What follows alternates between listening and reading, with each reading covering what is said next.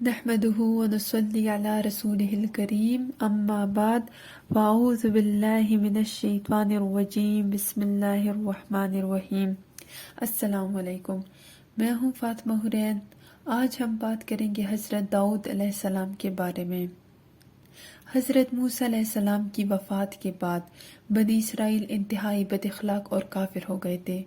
انہیں ان کی نافرمانی اور ضد کا احساس دلانے اور اللہ تعالیٰ کی طرف رجوع کرنے کے لیے اللہ نے ان پر بدترین اور خوفناک ظالموں میں سے ایک آدمی جس کا نام جالوت تھا ان پر سربراہ مقرر کر کے انہیں آزمائش میں مبتلا کر دیا۔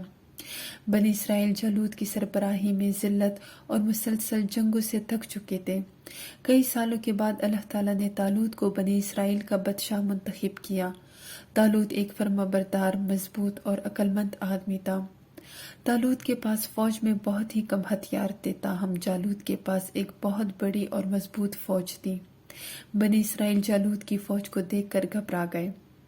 بادشاہ طالوت نے اعلان کیا کہ جو بھی جالوت کو قتل کرے گا تو اس کی شادی وہ اپنی بیٹی سے کرے گا۔ ایک نوجوان لڑکا آگے آیا کہ میں جالوت سے لڑوں گا۔ طالوت نے اسے جانے سے انکار کر دیا کیونکہ وہ بہت ہی چھوٹا تھا۔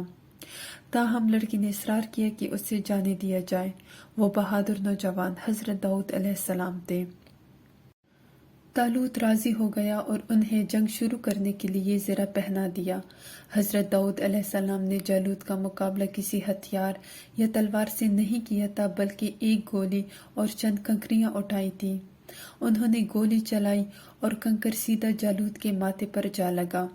اسے اتنی زور سے مارا گیا کہ فوراً اس کے ماتھے سے خون بہنا شروع ہو گیا اور چند ہی لمحوں میں مردہ پایا گیا۔ جالوت کی فوج اپنے لیڈر کو مرتے دیکھ کر گھبرا گئی۔ اس کے بعد بنی اسرائیل نے اللہ کی مرضی اور مدد سے جنگ جیت لی، حالانکہ وہ تعداد میں بہت ہی کم تھے۔ حضرت داؤد علیہ السلام اپنے اہل و عیال اور دیگر صالحین کے ساتھ مقدس سرزمین میں داخل ہوئے۔ وعدے کے مطابق طالوت نے اپنی بیٹی کی شادی حضرت داؤد علیہ السلام سے کرا دی اور انہیں اپنی فوج کا سپہ سالار مقرر کیا۔ طالوت کی وفات کے بعد حضرت داؤد علیہ السلام بادشاہ بنے۔ اس وقت کے نبی حضرت شموئیل علیہ السلام تھے۔ ان کی وفات کے بعد اللہ تعالیٰ نے حضرت داؤد علیہ السلام کو نبوت دی اور تورات کے بعد دوسری آسمانی کتاب زبور ان پر نازل ہوئی۔ حضرت داؤد علیہ السلام نے مسجد اقصی کو دوبارہ تعمیر کرنا شروع کیا، تاہم وہ اسے مکمل نہ کر سکے اور انتقال کر گئے۔ بعد میں ان کے بیٹے حضرت سلیمان علیہ السلام نے مسجد اقصی کی تعمیر نو مکمل کی۔ حضرت داؤد علیہ السلام نے 40 سال تک فلسطین پر حکومت کی اور تقریباً 100 سال تک زندہ رہے۔ حضرت داؤد علیہ السلام کا تذکرہ قرآن مجید میں 16 مرتبہ آیا ہے، جن میں اللہ تعالیٰ نے ان کے معجزات کو بیان کیا ہے۔ سورہ اسراء میں اللہ تعالیٰ کا ارشاد ہے، اور تمہارا رب ان سب کو خوب جانتا ہے جو آسمانوں اور زمین میں ہیں، اور بے شک ہم نے بعض انبیاء کو بعض پر فضیلت دی ہے اور داؤد کو ہم نے زبور عطا کی ہے۔ اللہ تعالیٰ نے ان کو ایسی بہترین آواز عطا فرمائی تھی جیسی کسی کے پاس نہیں تھی۔ جب بھی وہ زبور پڑھتے یا اللہ کی حمد و ثنا کرتے تو تمام پرندے ان کے گرد جمع ہو جاتے اور اللہ کی حمد و ثنا کرتے۔ پہاڑ اور پودے بھی لطف اندوز ہوتے اور اللہ کی حمد و ثنا میں ان کے ساتھ شامل ہو جاتے۔ سورہ صاد میں اللہ تعالیٰ فرماتا ہے، ہم نے پہاڑوں کو شام کے وقت اور طلوع آفتاب کے بعد اس کے ساتھ اپنی حمد کے لیے مسخر کر دیا، اور پرندے جمع کر دیے گئے، سب اس کے ساتھ تسبیح کر رہے تھے۔ حضرت داؤد علیہ السلام وہ پہلے شخص تھے جن کو اللہ تعالیٰ نے لوہے سے ہتھیار اور زرے بنانے میں مہارت دی تھی۔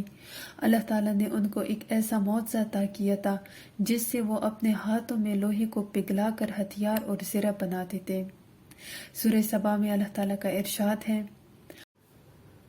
اور یقیناً ہم نے داؤد کو اپنی طرف سے فضل دیا اور کہا، اے پہاڑوں اس کے ساتھ ہماری تسبیح کرو، اور پرندے بھی، اور ہم نے اس کے لیے لوہا نرم کر دیا اور کہا کہ چوڑی دار چادریں بناؤ اور کڑیوں کو اچھی طرح ناپ لو اور نیک عمل کرو، جو کچھ تم کرتے ہو یقیناً میں اسے دیکھتا ہوں۔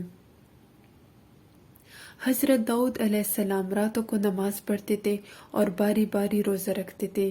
صحیح بخاری کی حدیث ہے، آپ صلی اللہ علیہ وآلہ وسلم نے فرمایا، اللہ تعالیٰ کے نزدیک سب سے زیادہ پسندیدہ نماز حضرت داؤد علیہ السلام کی نماز ہے، اور اللہ کے نزدیک روزے میں سب سے زیادہ محبوب حضرت داؤد علیہ السلام کا روزہ ہے۔ حضرت داؤد علیہ السلام کی طاقت اور حکمت کا تذکرہ بھی قرآن پاک میں مختلف مقامات پر کیا گیا ہے۔ طالوت اور جالوت کا واقعہ قرآن پاک کی سورہ بقرہ میں کیا گیا ہے۔ اللہ تعالیٰ فرماتا ہے، بس انہوں نے اللہ کے حکم سے ان کو شکست دی اور داؤد نے جالوت کو قتل کر دیا، اور اللہ نے ان کو بادشاہی اور حکمت یعنی نبوت عطا کی اور جو چاہا سکھایا۔ اور اگر اللہ کچھ لوگوں کو دوسروں کے ذریعے جانچنے والا نہ ہوتا تو زمین میں فساد ہو جاتا، لیکن اللہ تعالیٰ تمام جہان والوں پر فضل کرنے والا ہے۔ یہ تھی حضرت داؤد علیہ السلام کے بارے میں مختصر سی گفتگو قرآن و حدیث کی روشنی میں۔ انشاءاللہ اگلی دفعہ ایک اور موضوع پہ بات کریں گے۔ تب تک کے لیے اللہ حافظ۔